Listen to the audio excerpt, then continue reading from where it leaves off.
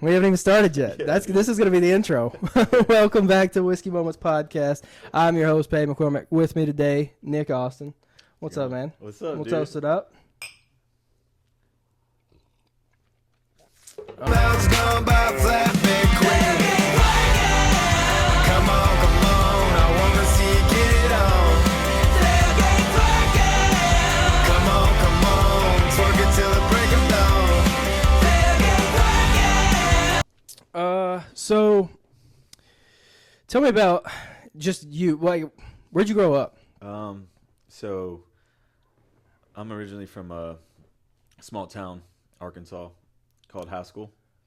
Arkansas. Haskell, Arkansas. Yes, Haskell. Do you know Jonesboro? Sir. Yep. I went to college there. Really? I went to A-State. No way. Me and my dude, wife small both. world. My wife's from Batesville. Wow, dude. Yeah. Holy smokes. Dude, that bro. is cool. That is wild. Yeah, dude. Yeah, so I'm actually from Missouri, but I lived in the Boot Hill, so it was they gave me in-state tuition to go to A-State. Yeah. So yeah, that's crazy. How far is Haskell from? It's probably about 3 hours. My grandpa actually lives in Paragould. Oh, sick. So I go up there every now and then to see him. Yeah, So it's actually not a bad drive from here. It's not too bad. It's not. What is it? I mean, Like it's boring. Yeah, 4.5 hours. 5 To hours. Paragould, probably 4.5. Yeah. Yeah, it's boring till you get into like you go through Memphis, all that. Yeah, I drive to Memphis to get there. It's Batesville's not fun. Not fun to drive to. It's like 5.5 for us to go see her parents. It's a pretty weird drive. Yeah, I don't really like taking the drive. I'd rather like fly there or something. I heard that they just opened up. You can fly from Jonesboro to Nashville now. Really? Yeah, I don't know, and it's like $100. Holy smokes! Yeah, man. I just found that out. My wife's parents was telling us about it because they were like, it's almost worth it for us to just do that and have y'all pick us up. And I was like, that. Yeah. And I don't know how small the flights are, but Gallatin has an airport. They might be able to just like fly into here. Yeah, dude. I was in about me, I was in the Air Force. So Were you? I'd be perfectly fine on the plane. There you go. Where were you at? I was stationed in Whiteman Air Force Base, Missouri. So I don't know where that's at in Missouri. It's like an hour west of Kansas City. Okay. So if you like just drive west of Kansas City, you'll hit Whiteman Air Force Base, small Yeah, town. my sister was in the Air Force. Really? Yeah. Dang, dude. Yeah, she was stationed in Why Not My Not, North Dakota. Yeah, she hates the cold too. Yeah, it's cold up there. But she got out and she is living in Wichita Falls. Oh wow. Yeah, in Texas. But she's trying to move to Wales right now. So, Wow. but she's out. She's not doing anything with them. She's like teaching or something. So, she's not in the Air Force. She got medically discharged. Oh, so, okay. but yeah, did you see like any action or anything, or did you just? I saw action. Deployed. Oh, you did get deployed? Yeah, I was a firefighter, so I saw a lot of, Fires. I saw a couple fires, but like most of it was like medical and, dealing with, the base stuff, operations of, a lot of medical heat exhaustions. Yeah. People dealing with heat stress and medicals and a few fires every now and then and just like aircraft, Dude, it's crazy. Like that there can be fires on like your base there. Yeah, there could be a couple fires. That's wild. I mean, I guess it's just like anything normal, like a house fire, I guess. But it is. It's wild. The things, the planning, the strategic planning that we had to know, and the training that we had to go through to just to learn how to put out. Yeah. It was a lot. That the Air Force is a smart branch, and they're already planning miles in advance, so it kind of takes the edge off of but it's also you all have to know all these steps and procedures to be a firefighter. Yeah. Air Force. So it had its perks. Air Force was probably it was best decisions of my life. Yeah. At the time. Did you do it like right out of high school? No, man. I actually went. I was supposed to be like a football star. Yeah. And I didn't get any offers, so I just did. I didn't want to do football because I didn't have any offers. I had options to walk on in many places, right. But at the end of the day, I went for music because that's my true passion. And man, it was a private school in Ouachita Baptist in like Arkadelphia, Arkansas. Okay. Yeah. And man, I struggled. I had no idea what I was doing. I just was like, what the hell am I doing here? Like, I went through a hard time at that point where like I didn't know, I wasn't like advanced in music as like sight singing and reading music as much. I just like dropped out and ended up like I had no other choice. Was working like 3 jobs, you know, was in a bad relationship. It was like there's no other choice to go besides the military, because my mom was in the military at the time, and she's like, you know, you should you can join the Air Force and you know, go make your life better, and they'll pay for your college and school, and they'll take care of you. Yeah. So I think that's also like, I think that's why a lot of people join too, is there's some big benefits when it comes to schooling and well, one, while you're there, you don't have a whole lot of expenses, right? Other than whatever you have back here. Right. They pretty much take care of you pretty well. You know, medical, housing. Right. So unless you have obviously obligations back home, you're basically, I say back home like you're not in the States when you go through training. I say that's crazy. Obligations, home, being away from home is hard. Yeah, the definitely. hardest part about just like, you know, living in a small town where, you know, you grew up with the same people in the same area, in the same family. You know, for 18 years. You know every one of them. You know every one of them, and then you're just like, no, I'm going in the military. I'm going to travel the world. If you're not, you know, you got to have a strong mindset. Yeah, you got to be prepared for that. Yeah, mentally, because, you know, you get that mental in your head that, you know, you might not come back, or you could, you know, like, you're signing your life away. You're giving your whole entire life away to make it better, hopefully. But you're actually, you know, you're Uncle Sam's now, and you Uncle Sam. It's wild. That's just a wild thing. Yeah, you're Uncle Sam's bitch, you know. Yeah, I mean, you are. You got to do whatever they say, and you can't say no. And you're doing it for a good cause, and you know, you just got to be mentally prepared for that. And if you're not, they'll make you mentally prepared. Yeah, training was crazy, but they'll make you mentally prepared, or they'll wash you out. Exactly. And you get past it, and you deal with all those stuff, and it uncovers itself over time. Yeah. As you're going through that, then you transition to the real world after the military, and you're like, what the hell, dude? I almost died, like, you know, or I could have died, or I'm giving my life away. It's a big sacrifice, mentally, to come back from that, and to, you know, and to be normal, just to be a normal person, and just, you know, go back to square one and do what you always wanted to do. And that's what you know, when I was deployed, that's when I said, hey, you know, I want to be an artist. I want to pursue music, because I'm really thinking about my life over here. 6 months of just straight in my head of like just being overseas and not, you know, away from your family, you know. And some, it's like, it might be easier to some than others, but like at the same time, we're all serving for a good cause, and we're all sacrificing our lives. That's our family time, our, you know, kids, and our a normal life that we could live in the States. We're sacrificing that. So I was like thinking about it. I was like, you know what, I want to do music, so that's why I did it. And that's why I was like, when I got back home, I went to like Guitar Center and got like bought everything in Guitar Center pretty much, dude. I think I spent like $5,000 on a credit card. Holy cow. And said, screw it, I'm gonna do this, you know. And that's when I leaped into faith and said, I want to know what it feels like to chase my dream and stuff. So yeah, it was crazy, dude. That's we do a would you rather question. Yeah, let's do it. And then we'll jump back into the. Heck yeah, brother. I got a sip. You got a sip? Let's see what we got here. Would you rather lose the ability to lie or believe everything you're told? Holy shit. I probably lose the ability to lie, honestly. Yeah? Yeah, just be honest. That's a tough one. That is a tough one. But like, because believe everything you're told. Yeah, screw that. Yeah, dude, you're gonna be down a bunch of. Dude, a bunch. That's insane. I couldn't imagine that. Yeah. You believe every single thing you're told. Mm-hmm. I'd stay off of social media if that was my choice. Yeah. Can you imagine everything you read? You're like, oh, dude, screw that. Yeah, that sounds awful. It is. It's awful because like now you have to like you can't defend yourself, but at the same time, telling everybody your business at any moment, bro. You're gonna be the most annoying mother out there, dude. Yeah, yeah, for sure. Because what if you like, what if you come out of your, the bathroom or your house and you're like, well, I just, I just shit my pants. Oh yeah. This could be horrible. Well, I just You're at work, everything. I just picked my nose 5 minutes ago. Yeah, you're just dude, you're just spreading it. It's just Yeah, dude. Like, yeah, that'd be awful. Screw that.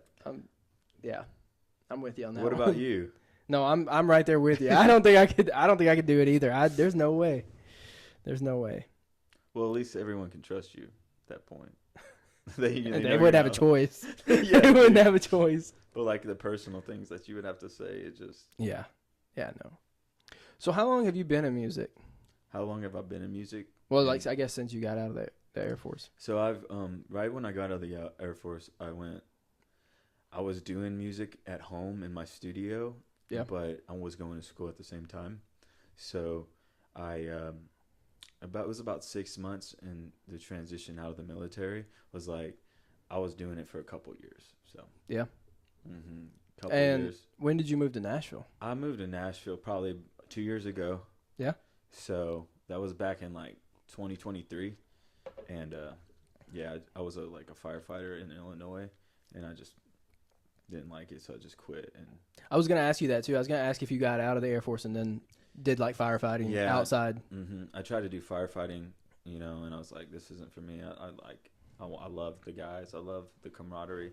Yeah. Like being a firefighter, dude, like you're not gonna find brothers like that. You're not gonna find people that have your back. Right. And it was a hard thing to give up, but at the same time it was easy because I wanted to know what it was like to be in Nashville and to pursue my dream and to get better, because I just needed more time to develop my skills and my confidence and my presence. Right. And just being, I would go do like podcasts like these and was it nerve-wracking when you first moved to Nashville, like your first gig? Dude, it was wild. I was just like weird, bro. I was weird, dude.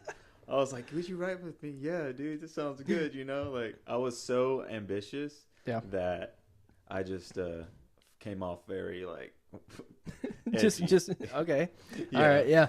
So that was like 2 years ago. So I've grown a lot since then. But I was like, I remember my first time getting here. I walked on Broadway, and I was like just watching all these people play, man, and they were just like, it was just the most amazing experience I've been. It was like coming out of the military and actually getting to Nashville. Right. For years you wanted to move there. For years you wanted to come here. And actually seeing all these people play and having fun and doing it something that you want to do, you're like, holy smokes! Like I want to do that. I want to experience this. So it was just like a whole new world. Just having the courage and the bravery just to move to Nashville, it was like a crazy experience. I was just like watching people shred the guy. There's this one guy just shredding on the guitar all up and down the fret. I was like, holy smokes! Because I'm like, I never seen anything like that. People that don't live in Nashville, they don't see that very often. So they're like, whoa. Right, small town stuff here. We don't see that stuff. You grow up in a small town, you move to Nashville, you're like, yeah, holy dude. Smokes. That was it for me too, because my town has like 600 people in it. Dude, when we moved here, I was like, dude, this is crazy. Mm-hmm. And I remember one of the things that we noticed, or that I noticed, because like back home, stores aren't open on Sundays. Like it's just most places are closed, other than like a few restaurants. And here, everything's open on Sunday. Yeah. And I remember like besides Chick-fil-A, of course. But I remember I remember my wife was like, let's go shopping. And it was a Sunday, like after church. I was like, no, nothing's open. She's like, everything's open, dude. It blew my mind. I was like, you know what? That's Nashville. It's crazy. Yeah. It is. It's like a culture shock from small town. Yeah, it is, man. Do you think Chick-fil-A should be open on Sundays? Man, that's a tough question. What if they like pray for you though, and like they have to pray for you before they give you a meal? I feel like it could be worth it. It could be worth it. Man, they'd have to have some good employees. Yeah, wait, you got to get saved so you in the drive-through. Yeah, like That's a tough. What do you do if you like? What do they like? Close the door dashing down? Because like then imagine the door dasher comes through. Like he's there 5 times. He's there 5 times. Just man, he is the holiest person ever. Yeah, dude. Like he's got no worries. He's got to like quote a scripture before they get. Yeah, I don't know. Dude. Oh man, that'd be funny though. It would be funny. I'm just saying. It's a tough one. Like I would love for them to be open on Sundays, but I understand why they're not. And man, that's a good question. It is. I don't know. I was just thinking about that. I was like, why? You know, it's crazy that no. Have you ever went to Chick-fil-A on a Sunday though? And like nobody, and just go through the. What do you like? Pull in and be like, "Oh, not open." Dude, I've done that like 3 times. Yeah. Well, it happens a lot because my wife loves Chick-fil-A, and she'll be like, "It'll be after church," and I'm like, "What do you want for lunch?" She's like, "Chick." And she's like, "Oh, dude, that's the best part, man. I'll drive. I'm like, I know what I want in my head. I'll drive up to the drive-thru, and I'll look. I'm like, oh, it's Sunday. It's Sunday. Yeah, and I'm like, oh man, I am dumb. Do you think they should be open on Sundays? Like I said, man, you know, give us some, freeze them, or give us some like to-go plates or something. That's. I was wondering, like, I wonder if they would just do, which I mean.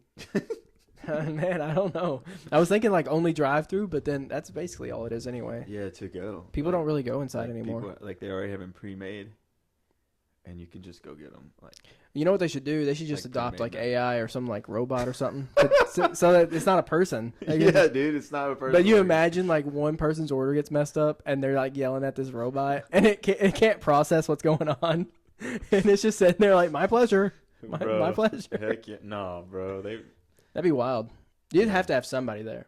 Yeah, dude, screw that. I don't want robots, AI robots. They're probably smarter than us at this point. Oh, they are, dude. It's yeah, insane. Dude, I don't want no robot. Dude, the craziest thing I've seen AI so far is Theo Von's podcast. Yeah. They made a baby podcast. Did you see that? Yeah. It's insane. I'm like, can you make us babies? I don't know. I'll try it. I'll try it. Like you should. That'd be wild. Let's see if AI can make us babies. AI can make us babies on this one. It's gonna end up being like awful. It's gonna end up not looking like that at all. Yeah, we're just gonna be like babies sitting in this chair. That's gonna be awful. But I'll try. I'll try it for the chat. So what are you looking forward to this year? What's your goals? So, it's funny that you ask. I have a few songs that are coming out. I have a lot of songs that I've written, but I've 2 songs individually that I've worked on for a while that I wrote several years ago that are coming out. The one song I really want to talk about is Shots in the Dark. It's called Shots in the Dark. It's a song I wrote after the military. Okay. And it was where I was like sleeping out of my car, and I was like going through like mental problems, and it was just the transition and the financial instability I wasn't ready for mentally. Yeah. And I shouldn't have. I don't know. I wasn't prepared. No matter what happened to me, I wasn't prepared to get out. Like I was not prepared no matter what. Like that was, it sucked. But like I was so like in a bad spot that I had nothing to do to keep me like motivated.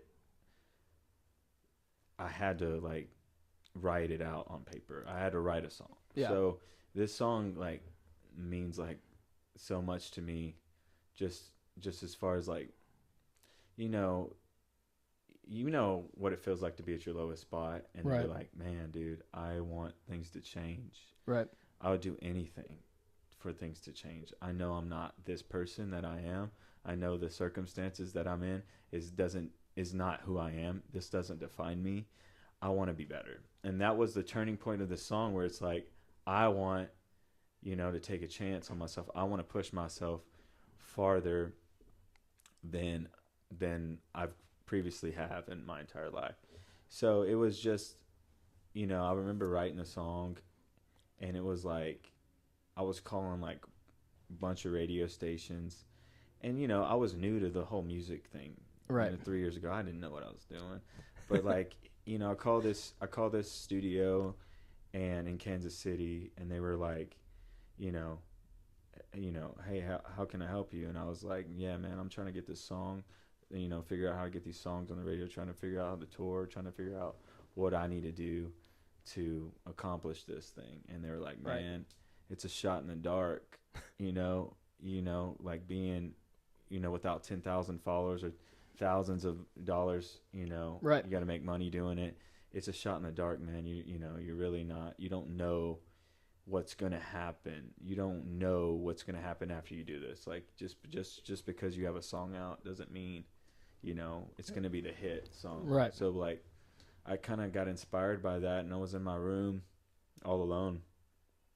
I was in the room. I moved in with a friend, and he was nice enough to let me stay there. And, I didn't hardly had any money, dude. I was like a firefighter to no money, to homelessness. And I was just sitting in there, and my back was against the wall, and I was just sitting there, and I was writing this song. And it was the only thing that gave me hope. It was the only thing that gave me,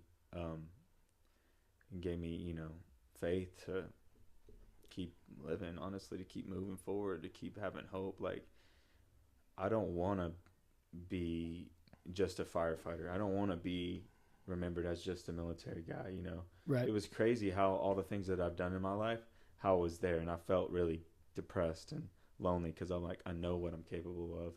I was just thrown, I don't know. I was having mental problems, and I wrote the song right there, and it was about obviously a girl that I liked at the time that inspired it, but I was like, why can't I change this outcome? Why? I'm stuck. Right. Dude, I'm like stuck. Like, I can't do anything. I have no job. Yeah. I'm in debt. I have nothing to my name but this guitar. Like, when you have to go there, right, you have to go there. And like, you have no one, just nothing but the guitar, and then something just comes out of you where it's like you just start being vulnerable with this song, and it's probably one of the most vulnerable songs I've written really in my life. Yeah, it's just like, it has a history behind it of, just, where I've come from and all the things that I've accomplished in my life, and just trying to get out of, a bad situation most of the time and taking a chance. I think those are some of the best songs. Yeah, too. dude. Those ones where you're vulnerable and people are just down and clawing their way back out. I think those are always the best songs. And emotion behind songs, dude. That's what grabs people too. Yeah, bro. It's I remember crying like baby that when I wrote it. Like I just remember what I was writing. It was the first song. I had no choice but like to embrace those emotions and get them out. When you actually figure out what you're feeling, and you're able to get that on paper, bro, you're like, you start understanding yourself, and you're like, holy smokes, I'm on a new level of writing. I'm on a new way of living. I'm on a new headspace that I've never been before because of all the pain that I went through in my life. Like, you just learn, and you just you figure it out. And it was like, I was proud of that moment when I wrote it, but it was just a song about explaining, I'm just trying to be a good person, and and I wish I could change the outcome, but I'm going to do everything it takes to change the outcome, and I'm going to take a chance on every single night of my entire life. I'm going to take a chance on something better. Right. I know there's something better out there for you, and, don't give up on your dreams and just keep going. So do you have a release date yet? I have, so I don't have a release date, but it's coming out. It's going to come out probably around September. Okay. I'm going to plan on my birthday, so it's going to be like September 9th. That's my birthday. Sick. Okay. So I want to give people time, to... will it be both songs, or will it just be that? It's going to be that song. So I don't know when that song's coming out. It's called Soldier Story. It's about my experience with like PTSD and going through the military and being away from home and dealing with all the stress that you have to deal with, and making that the norm for you. Right. And it, and just dealing how people deal with that, and saying, hey, I'm not okay, but will I do it again, and would I do it again? Even all this trauma and this stuff happens to you, and I can look someone in the eyes and say, yeah, I'd do it again. Yeah. You know, because like that's what the song's about. You know what Right. I mean? And it like it's also what shaped you into who you are and now. it shapes you who you are, and not only the pride of just being a soldier or being in the military and going through all this stuff Right. and out overcoming it. It's like, you know, you're doing a service to your country. You're honoring something bigger than yourself, honoring God or honoring, you know, something more than yourself. That's what it was about, and that's why I would do it again. Yeah. Is because the person that I've become and the people that you meet, and it's the reason why I can't give up. Right. And no matter what I've gone through, like, it just gives you an edge over people, but also you have to deal with that depression and anxiety of just being different and, you know, just being, you know, not you. Right. Being something Right. that everyone needs. Yeah. Everyone needs a first responder. Everyone needs a cop to show up. Everyone needs a military member to go over there and kick some ass. Like everyone needs that, but that's a part of you. But when you get off that uniform and you go to the bar or you go to be a person, there's another you, and you know you can't be like that all the time. And that's where people go wrong, is like they're like that all the time, where it's not really them. Yeah. They have another person inside them that wants to experience things, wants to be a person. You know what I mean? Yeah. And that's where like kind of like like they clash. Right. For instances, and it's like that's where you get that mentally, like, right. You know what I mean? Like you're like, I want to do this, but I have to do this. Like this is a service. Like this is honor. This is my here. I'm a hero on this side, you know, and then I'm a human. Like I can't be, you know. Yeah, so, I get you on one end, but then I also wasn't in the service, so I don't fully understand. Like that's the songs are cool because they give kind of your perspective, your point of view. That's what I'm trying to do with the next songs and just the next album that I'm coming out. I'm going to add more of that into things and more of my story, and it's hard. Right. It's hard to get that truth, vulnerability on a paper, dude, and to get out to the world. That sucks. Because it's like, dude, what are they gonna think? You know, I'm gonna tell them everything, and that's like, you know, and it's like that those insecurities and those you got to be pretty tough to. Dude, vulnerability is a big thing too. Yeah, just as a man, dude. These days, it's just like anything, anybody that tries to do anything. Dude. Yeah, dude. Like doing music's vulnerable. Doing a podcast, it's vulnerable. Yeah, like, bro. We're putting ourselves out there for people to, for everyone. Music, yeah. I mean, dude, and music in Nashville, it's just there's just so many. There's every corner you're on, there's someone playing. Dude. And you know, yeah, man. I think and there's been so many, you know, like big names come out of Nashville, like out of those little small town bars. Right, man. You never know. Like, you never know. When you're listening to someone at a bar, just that person in the next 5 years could be famous. Like that person could. You're looking at the next like Morgan Wallen or the next, you know, Chris Stapleton. Right. Like, you don't know. It's insane. It's insane. And dude. people are just walking right past them. Yeah, dude. Which, I mean, it is. It's crazy. That's what me and Zach Hart talked about. He did, I think it was called Nashville Hits the Roof Tour or something. He did it, and he was like, I was at a bar playing one of them, and a lady came up. He's like, no one's listening, really. And a lady came up to him afterwards and was like, I saw Luke Combs play this same spot. And they were like, look where he's at now. And it's crazy. I was like, because you know how many people probably heard Luke Combs in a bar and then didn't even pay attention? It's wild. It's so crazy. I mean, I think about it because we don't go downtown often, but when we do, like, I'm very rarely am I paying attention to the artist on stage. Probably more so now that I have the podcast, but beforehand, dude, I mean, at that point, it's almost just like background noise for me. Yeah, man. I mean, because there's just so many. There's so many. But it's good. Yeah. Because there's a lot of artists. So like trying to host them all, you got to have all these bars to be able to host everybody. Mm-hmm. All these artists. Yeah, dude, you have to. I mean, you know, artists, when people are listening to artists, they, you know, everyone's talented these days. And like, you know, with AI, you could do whatever you want. Like, you know what I'm saying? But like when it comes to like getting on podcast and actually telling your story, that's where people are going to like fall in love with your brand, your image, your you know, likeness, what you say. Who you are, no one can copy.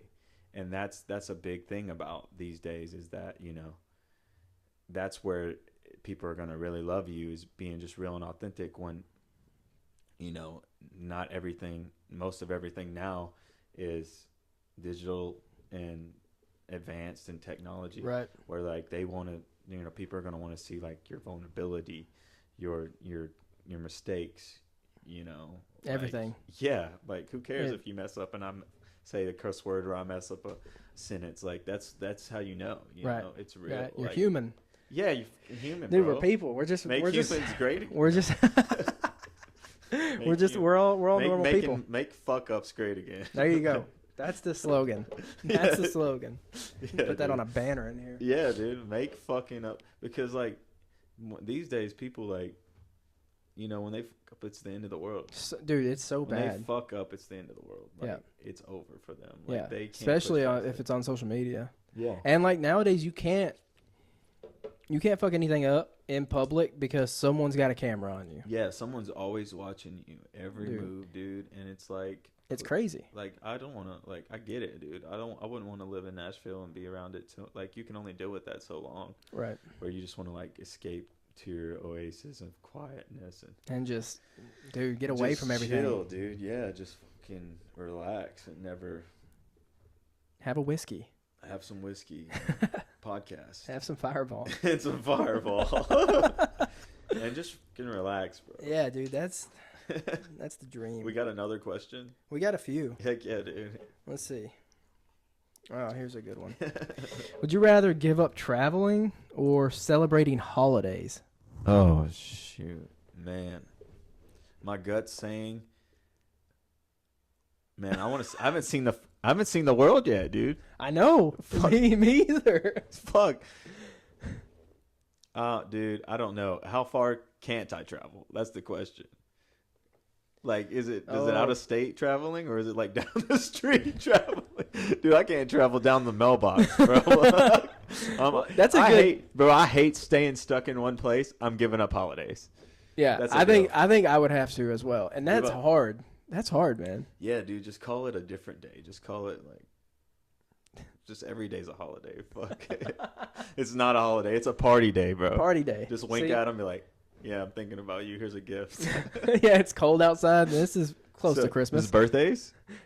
Count? Birthdays don't count. Okay, you cool. Still have your birthdays. Everybody. Birthdays are gonna be your lit. travel's located within. So you can't, if you're doing the travel one. Yeah. You can't leave the state that you're in. Yeah. So, we wouldn't be able to leave Tennessee. No, I can't do it. I can't, dude. I want to see the beach. I want to see Australia. Screw Australia. I want to see Mars, dude. I want to fucking travel to Mars, bro. That'd be sick. What if, bro, we find... But you said Australia? That place has like the 11 plagues over there, dude. Did you see the picture in Australia, dude? What's happening? I don't know. There was a dog eating a shark on the beach, on the sand. On the sand, dude. And then there were in front of the picture. In the front of the picture, there was 2 snakes wrestling. Dude, and that was Australia's terrifying, dude. There's like spiders coming down out of the sky. They have rats the size of my body, dude. Dude, there's no way. You couldn't pay me to live over there. If I'm living over there, I'm living wherever Keith Urban's living. Yeah, dude. Where does he live? I don't know. He's from Australia, yeah. Right? I forgot. So, like, he's got to be somewhere, good. So in a safe spot. Right? Yeah, like, if I'm living in Australia, I'm going there. Yeah, dude. Wherever it's at. Yeah, no. Ain't no way. Ain't no way. Bazooka and dude, flamethrower. Dude, seriously, you need like SWAT gear to go to Australia, dude. Yeah, dude. Yeah, that's why they don't get fucked with, bro. Yeah, because their army is whatever plague is happening at the time, dude. Can you imagine trying to infiltrate and like you're just getting attacked by rats and spiders, dude. Sharks, dogs, snakes that are wrestling each other. Dude, screw that. That just sounds like kangaroos that fucking knock your block dude, off. No way. There's no way. Dude, can you imagine? Can you imagine if you were like front lines and you just see kangaroos, dude, just coming at you? Dude, no, they're in formation. Fuck, dude, that would be terrifying. Yeah, no. To lead a group of kangaroos. Dude, no way. That'd be terrifying. Yeah, no. I mean, I want to travel the world. Dude, I'm going to stay on the airplane. Dude, now I'm imagining a bunch of kangaroos fucking hopping in formation. Actually, dude. I hope AI can make it. If they hop separately, I mean, yeah. But if they're hopping in unison, dude, I'm out. If they're Also, like hopping together, you think they can go down with one shot? One shot, like one shot, not to the head, but like one shot just to the body. You think they're gonna? No, dude, you're gonna need still about. Gonna keep... You're gonna need about 100. 100 rounds to them. Dude, it's insane. That's 100 rounds. I'm going 100 rounds. We're gonna bring back the old style cannons and just. Yeah, dude. Hit them with the cannon. Hit them with the cannon. Yeah, dude. It's like some form of animal cruelty, probably. But if they're if they are attacking, if they're attacking us, dude, there's. You know, bro. If there's 100 kangaroos hopping at you, I'm leaving. That's like the gorilla and 100 men. Dude, one kangaroo. Now one kangaroo and 100 guys. Okay, but 100 kangaroos and one guy. No way. I'm leaving. 100 kangaroos on one guy. No way. You'd have to give better odds than that. It'd have to be like 50 guys. Honestly, bro, I wouldn't get out of them. I'd get a monster truck, bro, and just run them all over. What if you were only given a sword? Nah, dude. There's no way. I mean, I would. What do I you would do? create leverage. Like if I wasn't fighting a kangaroo, I would create leverage on that. I would act like I was his friend, and then fuck him up. That would be the only way. Oh, that's funny. All I can think about for some reason is that movie that came out. Oh, it was a long time ago. Kangaroo Jack. Did you ever see that movie? Yeah. He freaking. That's all I can think about. It's him wearing a hoodie and some sunglasses. He kicks in your door. Yeah, dude. Yeah, Australia's terrifying. We're not gonna. Okay. Next question. Next question. Would you rather never shave again or never get a haircut again?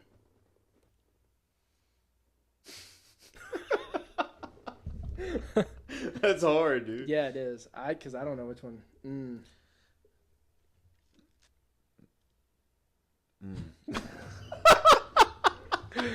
Yeah, dude, I don't know either.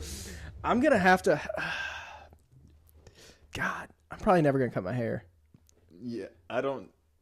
I'm just gonna hope that it like falls out, grows back, probably never cut my hair again, so that I can shave. So that I can. Because I can't imagine having a beard like Stapleton's. Yeah, dude, I'd rather have like hair, long hair. At least you can do something with it. Yeah, and then like trim it up. I want to be able to trim my facial hair up. Yeah, obviously I don't do it very much, but I need to. Nah, bro. I shave sometimes and keep it clean. Sometimes I let it grow out, depending on my mood and what I'm feeling. I don't want to let my hair grow out either, though. I had an afro in college. Is this shaving your face? Yeah. Oh. That's why I laughed, dude. You're like, never shave again, bro. You got some long down there. Yeah. No, you know what? Change the game. I'm definitely sticking with my hair. Exactly, dude. Dude.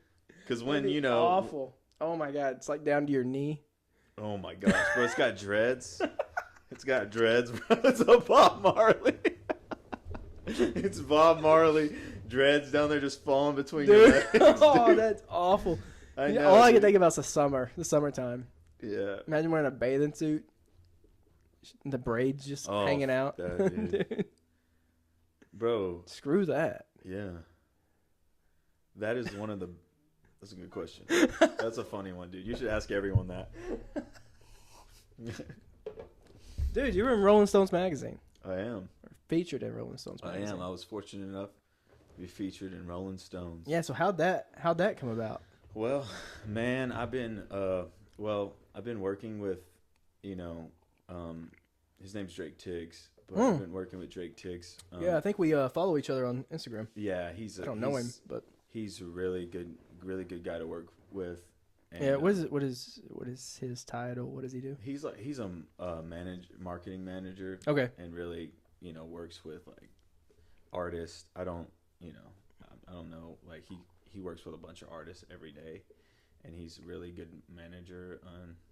And he's just like he's got some really good connections and knows the music industry very well. Yeah. Very smart man, and he just I've known him for a couple years, so it was like a long thing. Yeah. Where he's like, hey man, I got this list, and I know you've been working hard in Nashville, and he's like, man, I would love to, sponsor you and put you on. And I was like, heck yeah, man, thank you so much. It was such awesome. An honor, man, to be able to do that, and it was a big accomplishment in my career. Yeah. As far as just going through it, but it was a time thing. He's like, and I was like, I didn't think it was like real at first, but like it, it was just so like quick, and it happened so fast that, Right. So that's pretty cool. How long ago was that? That was last year. It was last year? It was last year published. Like, it took a while to publish, but it was a cool thing. It was worth the wait? It was worth the wait. Like, once something like that happens, and it's kind of like a stepping stone. And it helps you internally, too. Like, it's a boost. It's almost like riding a high. Riding a high, yeah. It's a boost, and, you just gotta... it just keeps going. Like, your day doesn't stop. Right. When you end up in something like that, there's a lot of good artists that get recognition, but like, just to go from a different level into just feel like I'm leveling up a little bit. It was like, yeah, man, I'm in Rolling Stone. Holy cow. Yeah, that's crazy. Holy cow. I'm just grateful to be in it, cause like, it's just hard out here for everybody. And it's hard. It's a hard life, man. I'm trying to get to a point where I can help other artists and just bring them up with me. But, if you know what I mean? Like, I love helping artists and like podcasts like this. But yeah, when I first realized I was in Rolling Stone, I had this, like, I cried. I was emotional, but I was also excited because I just remember, like, all the times where people doubted me.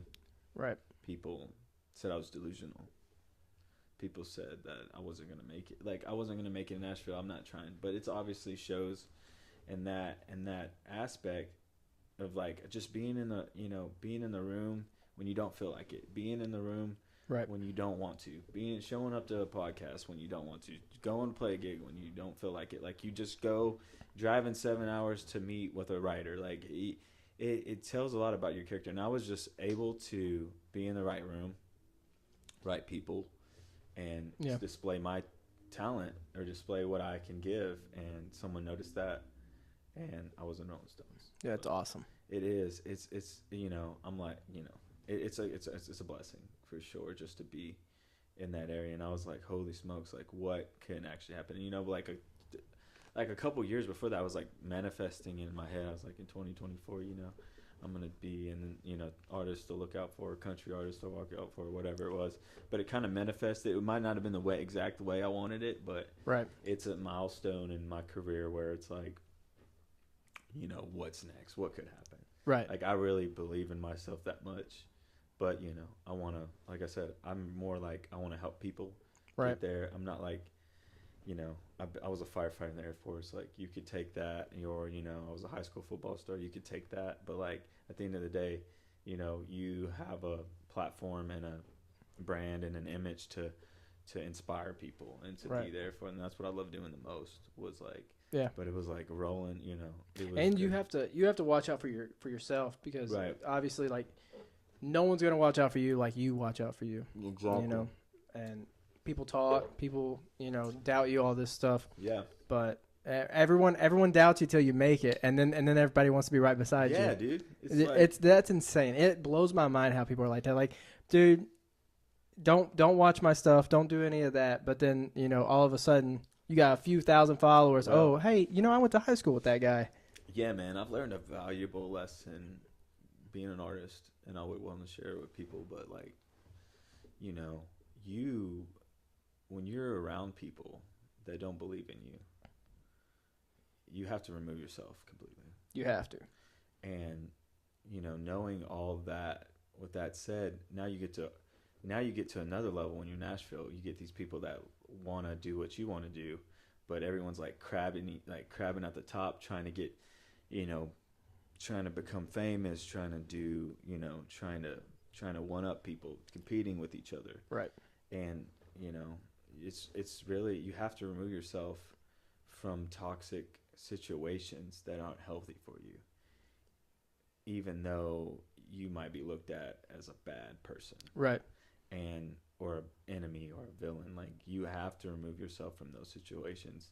Happens a lot. People like us from small towns.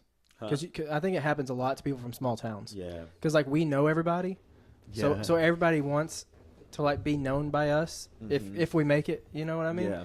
But then where were they? You know, when we were attempting to start this and like Yeah. crawling out of the trenches. You know do you know what I mean? Mm-hmm. Like it sucks, man. Going back to that moment and realizing that no one was there. Right.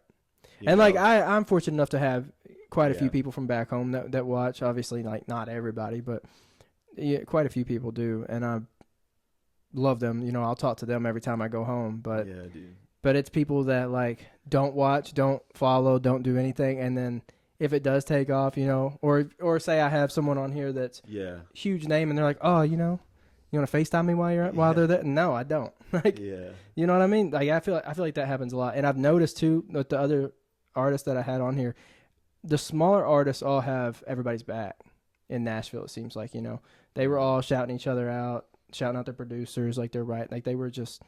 It seems like all the people that are kind of playing Nashville have each other's backs to a point, you know, like you said, everyone's trying to get that one, everyone's, you know, at each other's necks trying to get that gig because everyone's trying to do the same thing. But I do think that everybody has like almost like a mutual respect for each other.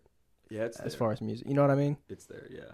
I mean, obviously I can't speak on it because I'm not down there and doing it. But people, you know, Nashville's a really great place to be. So I mean, once you find the right crew, and it might take longer than for some of the others because like I don't feel like I'm like everyone else. I'm a little different. I mean, as you can see, but like I also appreciate those people that are there and that'll support. You know, it's been a learning experience because you know, when you move here, you just want to be the best. You want to do the best. You want to do better than everyone. Right. But that's not. I've burned you can burn bridges that way. Right. Just trying to outshine people. Trying to outdo people, and you know it sucks. It's a lot about connections. Yeah, it's about connections. It's about staying, being there for someone. You know, just going out with a drink, ordering some food, having a good time. Right. You know, versus like, you know, hey, when can I write with you, or when can we write a hit song, or it's like you actually want to be there for him, a good person. You know, there's a lot of hit songs around here, a lot of talent. Right. But there's not enough real, authentic, like genuine people relationships that develop over time, and that you much rather, you know, what good is a Grammy or what good is a hit song if you don't have anyone to enjoy it with, share that with. And that's what I'm learning too, is like it is a lonely road though, for sure, like to stand out and to be hey, I'm worth Rolling Stones, or I'm worth being in the spotlight. But, you know, just some people are just not going to like you either way. So whether you go to church, whether you give tithing, or you help the whole, you know, someone's like, he's just trying to get famous, or, they're twisted because they don't know, They don't know you. Yeah, they don't know me. So it's like. And they're not doing it. Yeah, man, that's. Yeah, they're not doing it. So it's like. Exactly. No, I know exactly what you're saying. That's good because, like, you're actually impacting. Them, and they're fighting insecurities and their problems with them, and it's like they can make the same decisions every day, but that's who they are. Right. They're just gonna watch from afar and hate you. Yep. Because they don't even know you. Exactly. They haven't even took the time to call you, right, and be like, hey man, I want to know like what's going on. Just because what someone said about you. Right. Someone's like making up things, or it's and that's, you try to have a good reputation in this town, and like it's when you get people that, it's hard because that's where it goes, like this reputation thing, and then it's like, and you're trying to have a good reputation, so you start lashing out or treating people differently because of your reputation. So you just gotta be careful just to treat everyone like you want to be treated, because.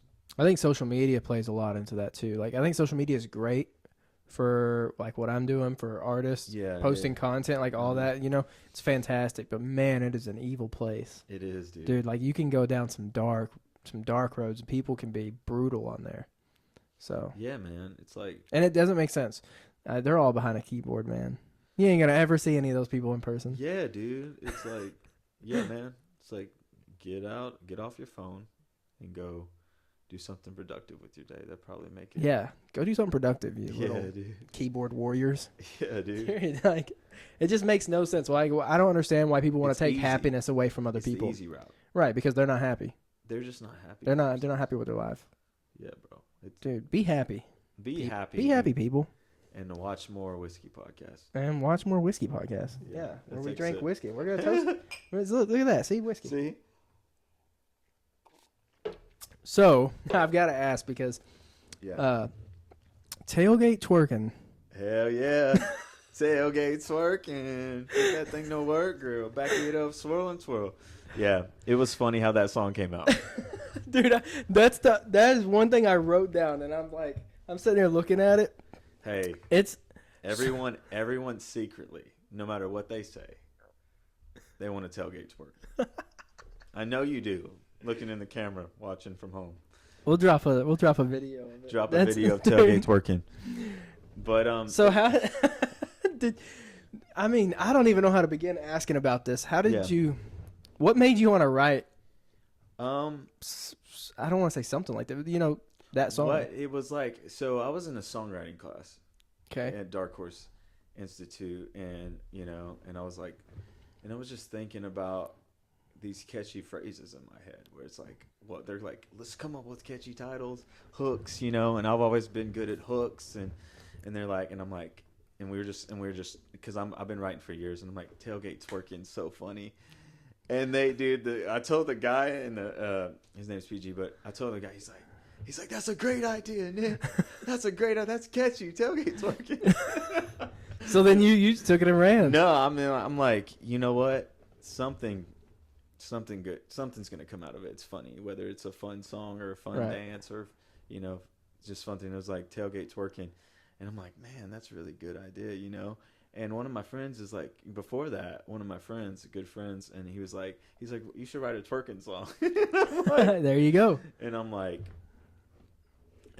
so I was just thinking about twerking and trying to make it country, but like it just came out of me. Like, it was years of like, hard work of just like learning, but it was fun too. So like I go from like writing sad songs to just being fun, upbeat, and upbeat. And I think people need to, when it's time to tailgate, and and it's football season's coming around. Like people need a party. Right. So I'm shooting a video in Nashville. Fast forward, right? And I'm on the tailgate, and this bus of like tourists drove by. They're like screaming out the window, "Yeah, tailgate twerking!" And I was like, bro, I'm like, what a party starter, bro. This could set fire. But at the end of the day, go tailgate twerking. Tailgate twerking. I saw that and I was like, you know what? It sounds like a summer song. Like that is a song I would hear at the lake. Yeah, man. Like that's I've always been kind of like kept in though. Like no one knows that about me. Like I've always been kind of like, all right, I'm gonna be serious. I'm gonna have fun. Like I'm not going to cause a scene. But this tailgate twerking song is literally the end of that. Like I am going, like this is the complete opposite of who I've been over the past 10 years of my life, all of my life. Mm-hmm. Like I just come out of nowhere with this, and I think it's fun. And it's definitely fun. It's definitely a fun song. Yeah, dude. And that's what it's about. It's about, partying, having a good time with each other, and going to tailgate and not caring about what people think. And that's the very essence of the song is like, just go out there and have fun, be yourself.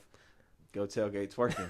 Go tailgate twerking. So it was fun, It's like, when did that come out? Was that last year? That was or was it this year? So it was this year. It was this year? I was gonna release it last year, but it was late in the season. We actually released it like November, December, or we were gonna release it then. But it was like I'm gonna have to start promoting it this summer soon. But it's just a thing of doing it. Yeah. I just want people to listen to it, and then you promote it and you get dancers, and then it goes. And it takes off. It's gonna. I believe it's gonna have potential with the right marketing and potential. I just need more videos, and stuff. But it's gonna go. I believe it. I've just had this vision in my head of us trying to do tailgate twerking in here. Let's do it. Let's do it. There's no way. There's no way. There's no way. No, just use a clip like of on my Instagram or something. Yeah, I'm gonna throw it up so they can see it at least. Yeah, dude. I want to shoot a video for it, so yeah, if you're down, you can be in it. Yeah, dude, I'll be in it. I don't know how to twerk, but I'll be in it. Yeah, we could do it. Yeah, so it was like trying to add this country twerk thing going on, like Beyonce and meet in the middle of it, like with, like just using it, like it's like it's on the border of hip hop, but it's rock, so just kind of keep it more modern. Yeah, we'll figure something out. I think tailgate twerking is really modern and more like these days, like modern music. We'll make sure and put some AI on me, make it look like I'm twerking. Okay. Since I can't, we'll throw like, dude, it'd just be me throwing that ass in a circle. It's just it's just AI. Come on, AI, you twerk that thing, girl. Twerk your thing. Tailgate twerking, put that thing to work, girl. Oh, that's funny. Yeah, I had to ask about it though, because I was like, man, what a dude. Every time I play that song in a bar, someone comes to me like, man, that's a really good song. Man, that's so catchy. You play all your songs whenever you're playing gigs, right? I do some covers. People like to hear covers, but I have a lot of originals that are unreleased that you play. That I play, all the time at my show. Like Do you? What's your favorite cover to play? My favorite cover, probably Neon Moon. Really? Yeah, it's probably one of my favorite ones. There's a lot of covers out there that are good, but Neon Moon never really sounds bad. What's the most annoying request that you get? Oh no, you already know.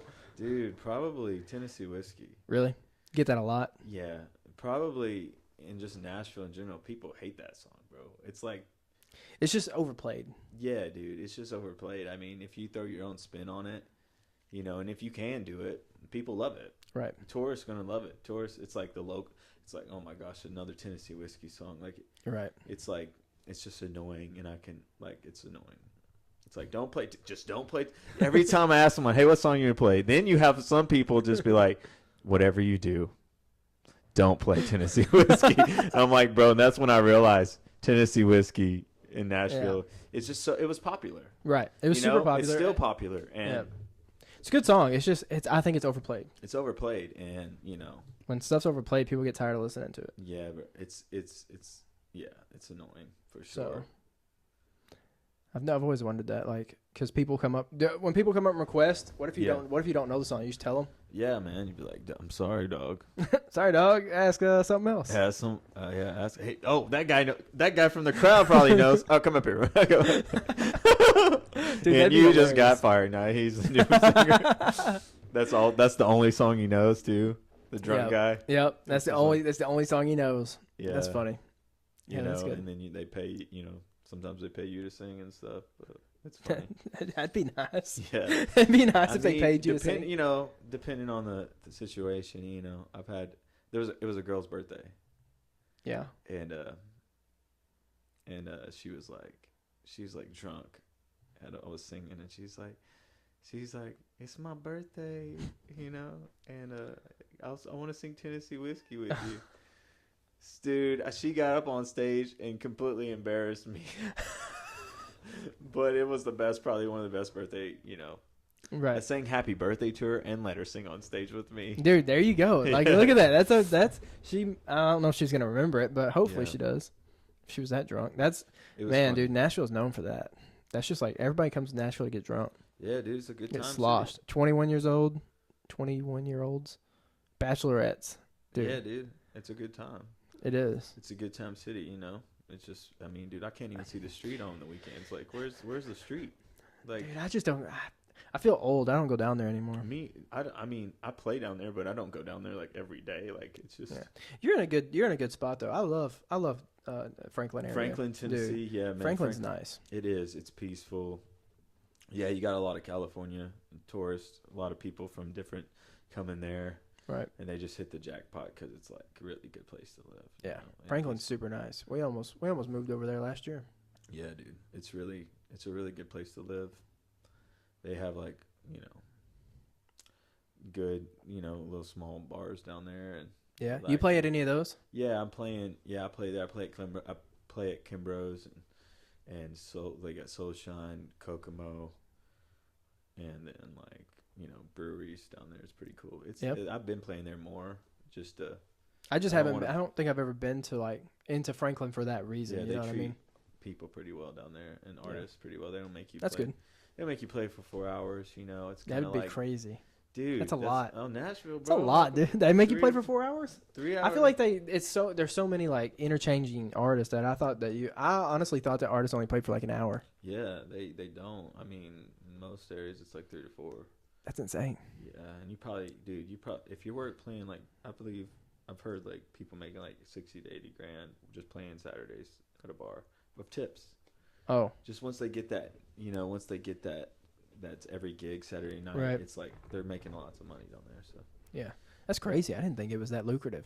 it is, but it's just only like Friday. Like when I play on Friday, Saturday nights, I'm gonna get tipped at least $100+, $200+. Right. You know, and if you're doing that every plus the Right. 30% on the, on what the bar's buying at the, the bar, then Yeah. that's when you get, Start making some money. Yeah, dude, you start making money really big time. So, do you work like a 9 to 5 outside of music? Yeah, dude, I'm working 2 jobs now at this point. Are you? Yeah, man. I'm just being honest. You're man. grinding. Dude, I know what it takes out here now.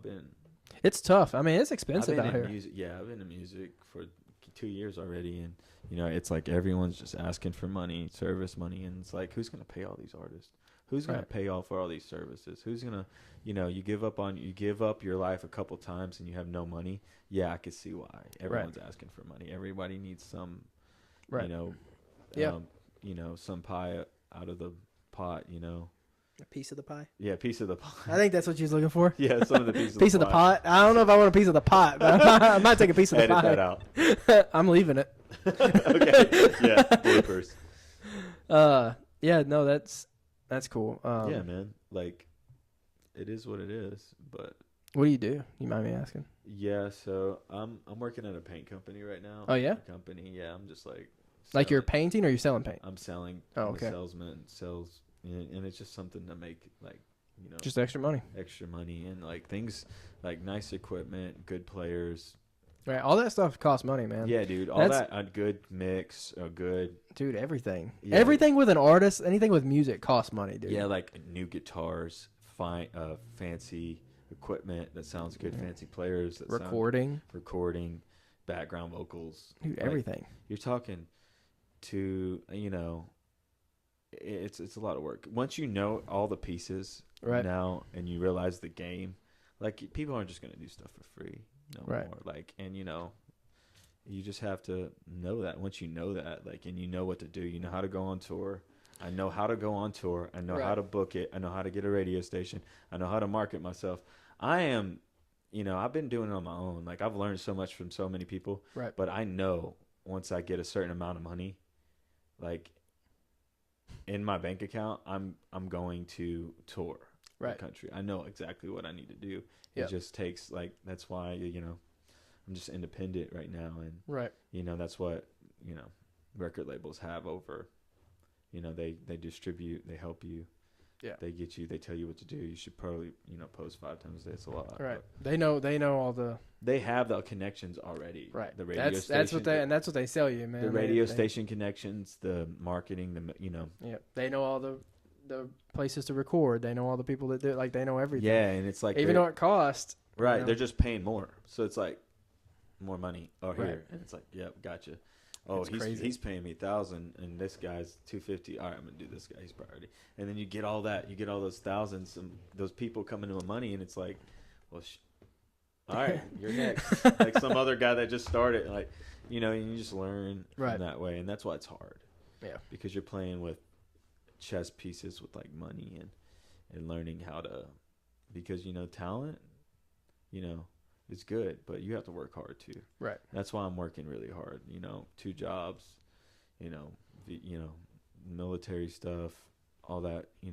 I know what needs to be done. I've worked with, really good musicians and really good production companies, and it's just part of the game. Like, you want really good players, you got to pay them. You want really good sound, you got to pay it.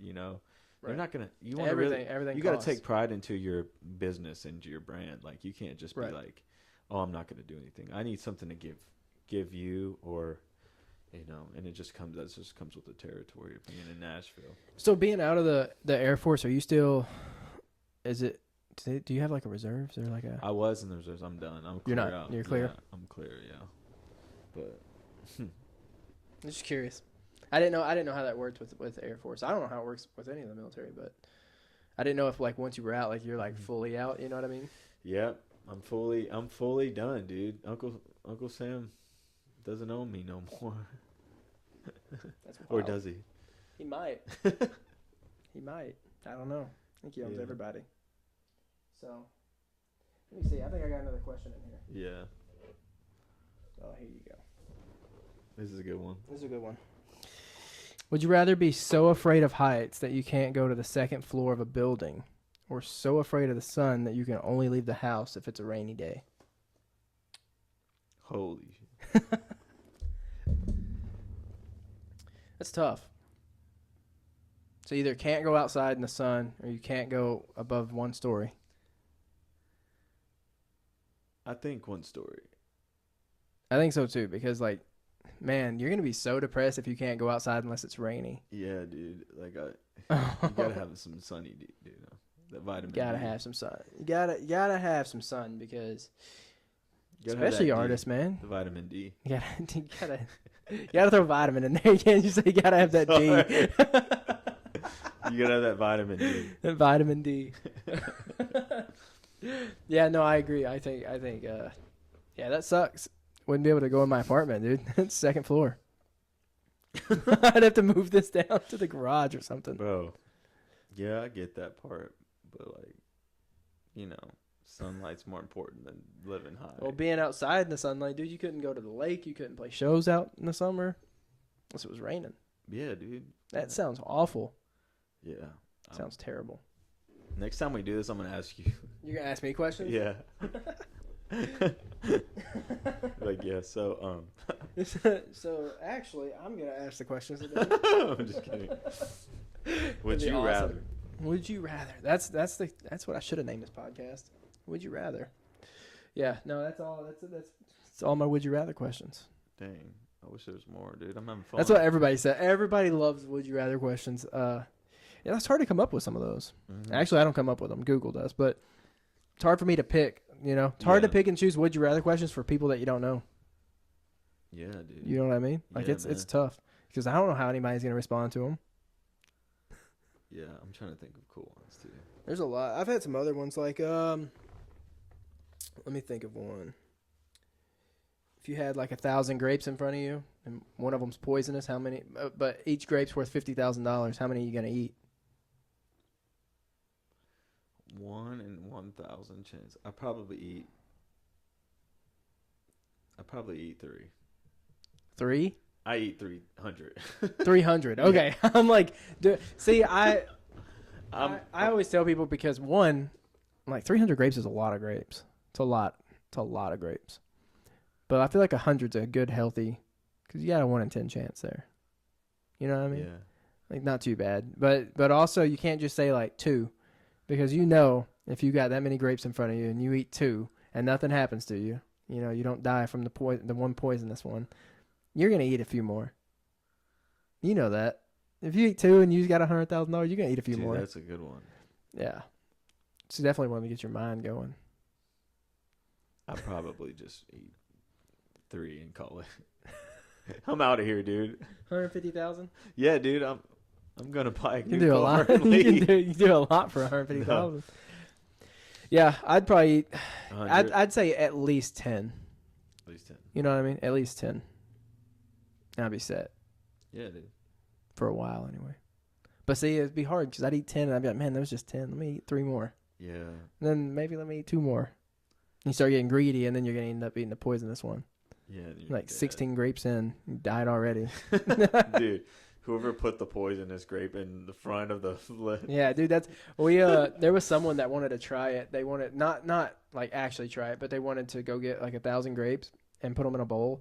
And then get one and like put something in it, almost like dye, or like a food coloring or something. Mm-hmm. So when you bit into it, you knew it was a poisonous one.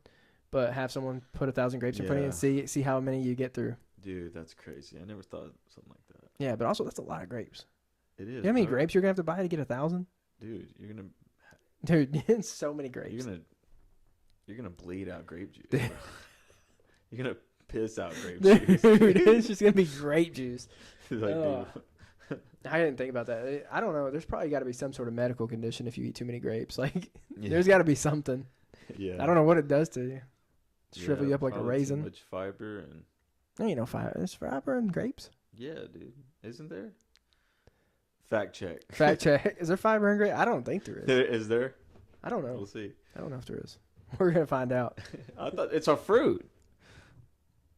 Does all fruit have fiber? Yeah, dude. Does it? Yeah. I'm gonna make you question it. I'm not questioning. Are you sure? I'm completely. There's got to be a half a gram of fiber. There's a little bit of fiber in that thing. There's got to be some fiber. Why did I think that fiber was only in like vegetables? No, I thought it was in like like peanuts. Like I feel like when you eat granola bars, there's a lot of fiber in granola bars. Yeah. There's no fruit in them. Yeah, they could probably get it from peanuts and. Peanuts not a fruit. But not only fruit. Not just fruit has fiber in it, dude. Yeah, we need to fact check this. I don't know. Do your nuts have fiber? Do your nuts? And if they do, how much? Come back on the next episode. Yeah, we're gonna find out. We're gonna find out and let you know. So, all right, man. Well, I think this basically wraps it up. Yeah, dude. Yeah, I appreciate you coming on the podcast. Yeah, dude. No problem. Dude. We'll toast it out. What a wonderful. Heck yeah.